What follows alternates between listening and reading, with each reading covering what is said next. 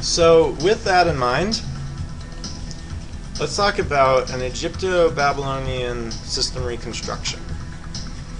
Now, many folk are probably familiar with this, and have been taught traditional knowledge in terms of like the classical era, Greek mythology, Roman mythology, sometimes delving a little bit into the Egyptians when it comes to ancient history.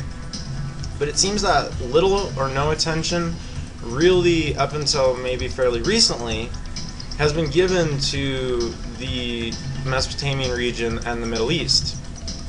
Now, what's a little bit more counterproductive for our work is that the Western world, given the politics and current world leaders and sects from these regions and their differences and whatnot, it clouds the ability of the human ego to accept anything from the other side of the world. But what's more is the traditions are pre-Christian in origin, agricultural, earth-oriented, so they're subject to the same negative stereotypes as anything just classified as heathen and pagan for people that have negative connotations to those words. It's important to understand that these traditions and their observation are not restricted to particular regions or cultures. They simply seem to have originated there.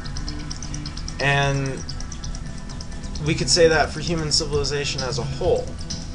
So with the spread of the human race followed the spread of the tradition, which seemed to take on new forms and colors as it passed from generation to generation across the planet. Now, life-giving powers, the sacredness, symbolic representations, also appear to be influenced by time and geography. So like, the sacred fire, the sanctity of fire.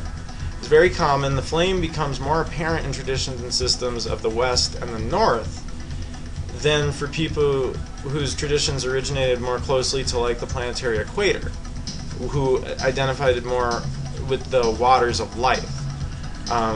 So that's just one example. Now, Mesopotamia, as many know, literally means between or midway of two rivers, referring to the Euphrates and the Tigris, which, being the sacredness of water, that's not to be a surprise, but it doesn't just end there, because water for these originating cultures seems to be a source for non-nomadic cultures, seems to be a source for the power of life in their civilizations. They seem to emerge through key waterways for the Indus River Valley, the Nile, the Danube, even the Amazon eventually. The Sumerians called the Euphrates Baranuan, and it was also known as Perath or Paratu. It's 1,800 miles long, and it begins to rise in late March, right around the time of the spring equinox. And it's recognized in the start of the annual zodiacal wheel, the famous Akiti New Year festival. And the Tigris, known as Idikilat or Indigna, keep holding up the flashcards there a little faster. It's also known as the Serpent River. And it's shorter. It's only like 1,100 miles. And it begins to rise at the opposite half of the year, usually the autumn equinox. So again, we see these key points of the wheel of the year emerging in this originating culture. Now, according to historical geologists, the flow of the Euphrates actually moved westward with time, and there's even more land there in Babylonia now at present because the Persian Gulf actually recedes. It's the Persian Gulf shrinking, so you get about 72 feet more land every year.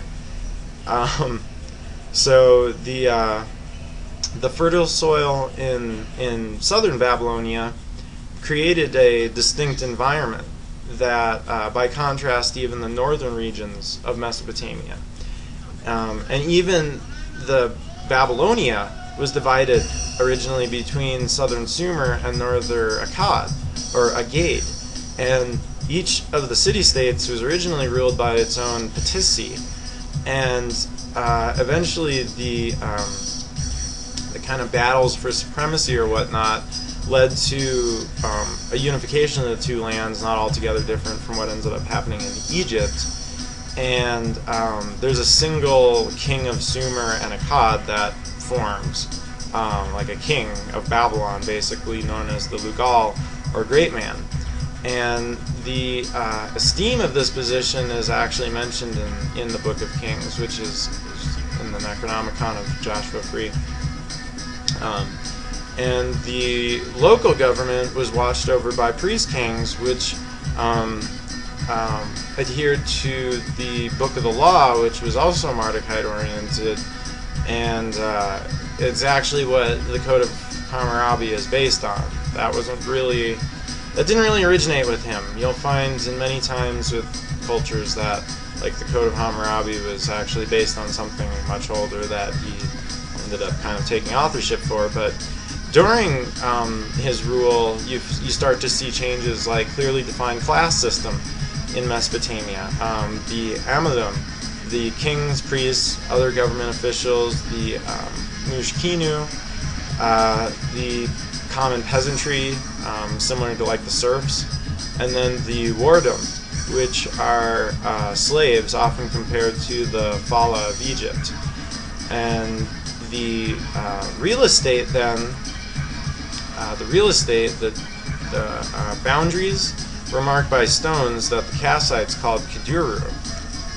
And the society encouraged specialization based on one's personal abilities and also their birthright.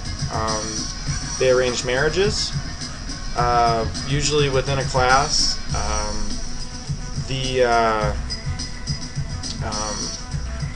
experts like to often paint them in a barbaric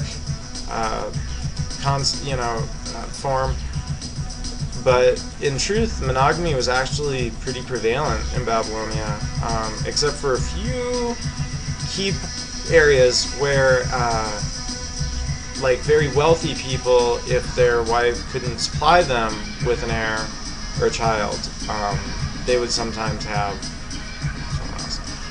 And also, given the this peculiar high infant mortality rate, there seems to be some kind of organized, government-controlled baby farming that occurs in Mesopotamia also.